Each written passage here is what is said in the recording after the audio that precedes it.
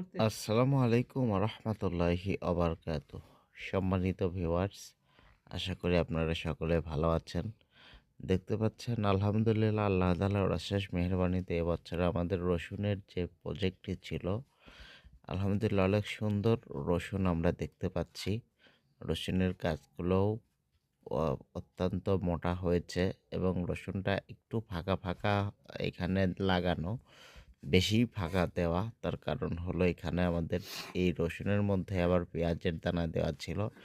এখন দেখতে পাচ্ছেন এই ফাঁকা জায়গার মধ্যে আমরা বেগুন গাছ লাগিয়েছি এবং মরিচের গাছ লাগিয়েছি। অর্থাৎ একই ক্ষেতের মধ্যে একই সাথে একই জমিতে ৩টা ক্ষেত হচ্ছে: রসুন, পেঁয়াজ এবং মরিচ।